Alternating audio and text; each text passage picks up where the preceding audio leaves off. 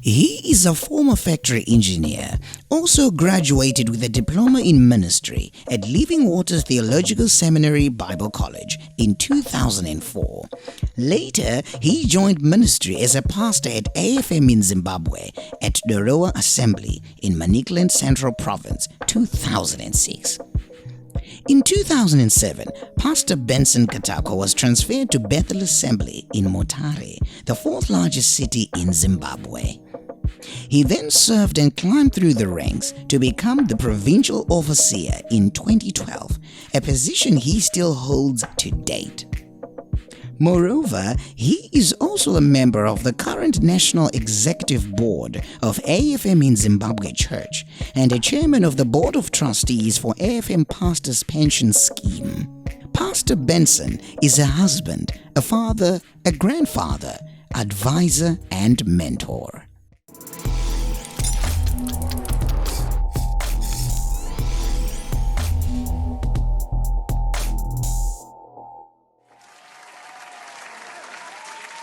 Hello and welcome to Close Out. It's quite an honor to have you guys tuned onto the program. Thank you so much for your profound support. Today we have an honorable man. You can see with the way that I just calmed down that we have Baba in the house. He's been my pastor, senior pastor, and my overseer back when I was growing up in Motare, in Manicaland, Kumakomoyo. Yes! He still is the provincial overseer of the Manicaland Central Province of the AFM in Zimbabwe Church. Baba, Overseer Katakwa, we are happy to have you here. I'm happy to be here as well, admire. In fact, I'm excited to be joining you this evening. Thank you. Thank you. It's my pleasure to be with you. Wonderful. Thank you. Yes, I'm still trying to get used to this setup because it has always been from growing up Tichiridza and me when I was the provincial band leader that time playing my keyboards and you kumsoro kune leaders and like that's the picture that still is in my mind, and having you to come on my show like this, I don't take it lightly. It's a new system, it's a new way, but I really appreciate you coming over. But thank you again, once again. Yes, indeed. Thank you. Before I get too excited, I just want to get into the topic of the day. Today we're going to be dealing about the unique qualities of God or the properties of God, and we just want to dig deeper and understand who God is and how he functions. And perhaps you can shed more light because of the years you've served in the ministry. How would you describe God in maybe 15 words or few? What would you say God is? Okay, thank you. It's such a great phenomena which is difficult to describe with even a 15 words, but I'll try. I'll say God is the supreme being with the power of creation, with the power to rule and control the universe. The whole universe is controlled by him. And he's the Alpha and the Omega. I think that's what I would describe in 15 words. That's profound. Thank you so much. Because there's so mmany versions of who God is and many interpretation. Maybe as you've pointed it out, as he's the Alpha and the Omega, and with power. Maybe the next question I just wanted to ask was that there's undeniably a lot of people, they know that there is a God, but there's been a lot of versions of people that interpret God in different ways. I'm trying to say there are so many doctrines out there, and there's more and more people coming up with different versions of interpreting this God. What do you think is the cause of the differences in the interpretation of who God is? Well, I would say the difference in interpreting God is in the way that God deals with his people. In fact, the first encounter with God is that what causes that interpretation, the difference in interpretation. You know, God himself reveals himself to his people, but it's up to those people to have a continuous relationship with that God so that they know the full being of God, and then they can interpret God. But the problem is, like I would say, I'll give you an example of Genesis chapter 18, verse 1, where God appeared to people like Abraham. When he appeared to Abraham, he appeared in the form of three men. But when he appeared to Moses, he appeared in the form of a burning bush. So it was now up to the two to continually interact with God so that they would know who God is and then make an interpretation. But if one would rush to go and make an interpretation at first appearance or interaction with God, they are likely to make a wrong interpretation. And this is what happens with our people. Once they encounter God, they rush to the people to interpret. I'll give an example, if you allow me, if time allows, of the three the three blind men who went to meet or to have an encounter with an elephant, and they were going to give a feedback on what an elephant is. And the first one, they just touched the leg. They went back and said the elephant is like a tree because he touched the leg of an elephant. The other one touched the ear and he went back and said it is like a big leaf. And the other one touched the tail and they went back and said the elephant is like a rope. So, you know, that's what happens with interpretation of God. Well, quite profound. And you see, because of the differences in interpretation, like you have illustrated, it's a powerful illustration where, you know, these individuals were saying, they were describing according to what they felt and according to how they had encountered. Do you think, I don't know, there's so many people that have encountered God, and I see there's so many people opening up churches and opening up denominations and stuff. Do you think, I don't know, maybe from your perspective, what qualifies a person to be able to maybe start his own ministry? Is it just based on him having an encounter with God, or what really? How does God commission one to begin a church? Well, I don't think God commissions a person to start a denomination or a church, but it's up to the individual how they feel. If they are not operating in their setup as God has commissioned them, has ordained them, or has asked them, maybe they would feel to leave that church and start another church. But my individual conviction tells me that God does not commission us to start new ministries as such. But the problem is many preachers, many pastors find it difficult to operate under a particular anointing where they are serving God, and they go and start elsewhere else. You see, denominations are not God's initiative.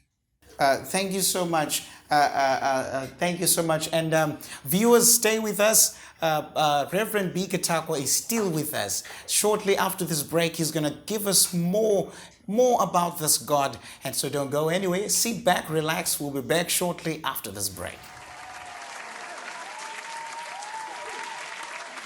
Welcome back, ladies and gentlemen. We still have Reverend B. Katakwa, or Overseer B. Katakwa, straight from Matare live. He is broadcasting in Zimbabwe. Baba, we are still happy to have you here. Yes, I'm here. What? Thank you. Wonderful. You're welcome, Baba. You. Before we went on a break, here's the question that popped in my brain just before we went on a break. There is this common question that a lot of believers and even non-believers have of God. In fact, I was watching this movie that said An Interview with God. And there's one question that the gentleman there asked, he said, why do bad things happen to good people? And so I thought, you know what? I did have some questions on my script, but I think I must include this one. I just want to hear what Baba would define this one. Why do some bad things happen to good people? Does God allow bad things to happen to good people for a good reason or for a bad reason? Why is that? Well, thank you. Bad things, yes, there are bad things in life, but it depends how bad those things are. God allows us to receive the bad things as tests in our lives. You know, It's like a child who has gone to school. The worst thing that anybody who is at school, the worst time for them is to sit for an examination. But we know that we've got to sit in it for an examination once you go to school. So God's tests are those bad things that happen to us. God tests our character through some temptations, through some tests that he brings. Imagine Abraham being asked to take his son and offer him as a sacrifice. It was not pleasurable, but he had to do it. But there are some unfortunate incidents that happen in our lives which come from the devil. And that comes because of the permissive will of God. God allows the devil to test us sometimes. And that's how those bad things come to the good people. Number one, through God's will, by God testing us. Number two, through the devil, through a temptation, because he doesn't want us to worship God. That's how those bad things, I would say, they come into our lives. Okay. Interesting. You pointed out that there's the testing part where God is testing us so we can pass, and there's the temptation where the devil is trying to block us from going to another level in our lives. And here's another question that just popped up, a follow-up on the response you just gave me. How can one then know that this is the Lord testing me here? Like, for example, you know that incident of it's Hannah, right? The lady in the Bible who did not have a child. How does one know that, okay, this is a point where, or this is a situation where I'm being tested of my faith, or this is actually a temptation? How can one differentiate the two then? The line is very faint between a temptation and a test. In fact, when it comes, it's better to just consider it as a test from God. Unless the devil has actually manifested himself in your life such that you can tell that this is a temptation. And usually temptations are evil. You know what I mean? When you are tempted to do something which is evil, but when it is something from God, God does not tempt or test us with evil things. God puts us through difficult times, and that becomes a test. But if it is an evil thing that is coming into our lives, we would consider it as a temptation from the devil. Okay. Quite clear. You mentioned that God tests us. I'm hearing a quality there that God tests. He tests his children. Earlier on in the first segment, you mentioned he's the Alpha, he's the Omega, he's powerful. And could you just maybe possibly give us maybe 3 or 4 other more qualities of God? Maybe stuff that most people might not know about. How else can you describe this God in an unusual way? I mean, the things that maybe, or maybe his forms that are not usual to many. How can you better or further deepen the description of who God is and how he operates? Well, I would say God is got the power of creation. This is not common with everybody. He is exclusive. The creation power of God is exclusive to himself only.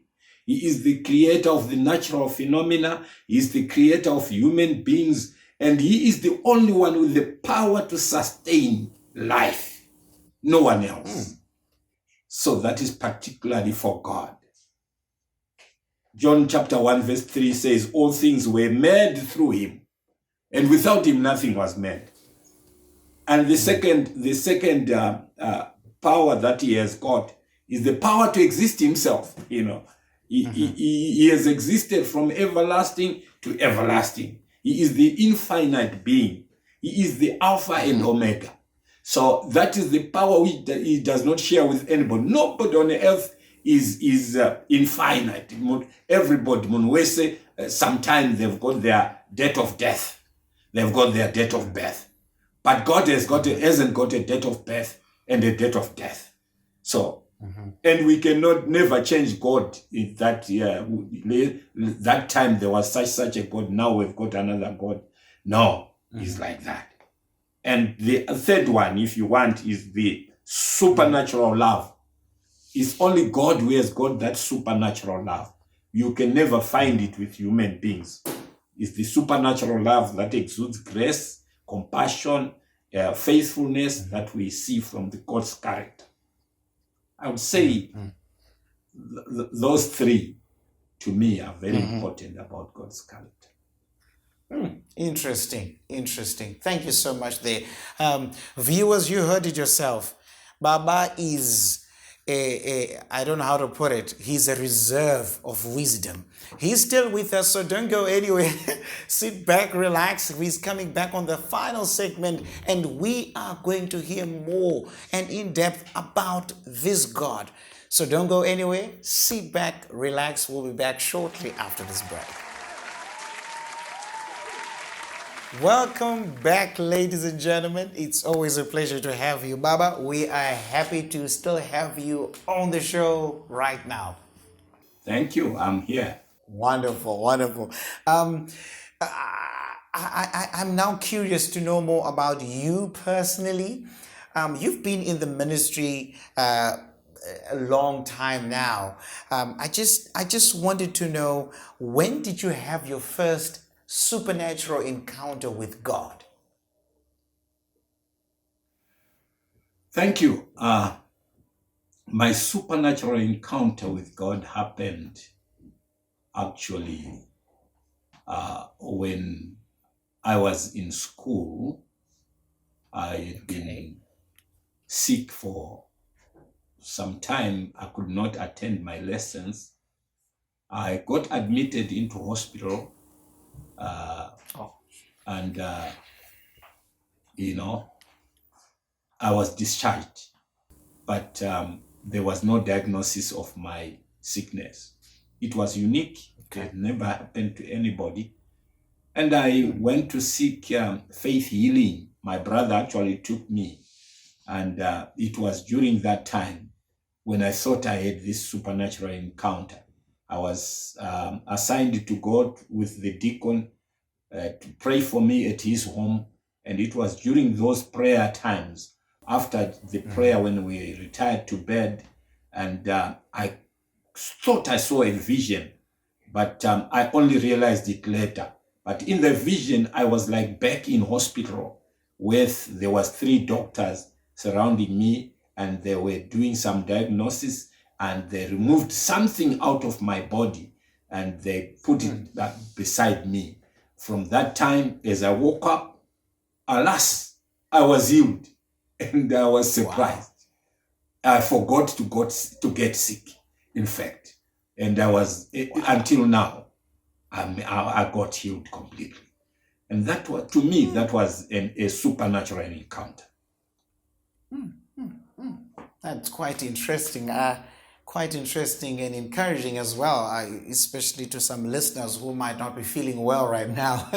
And while we're still on that subject of supernatural encounters, I understand you have served in the ministry way before you were a pastor. You've been youth leader, administrator, provincial secretary. There's been a lot of ranks, and you serving in the ministry. When was the time that you were called to serve as a pastor full time, and how was that experience, and how long did it take you to say yes?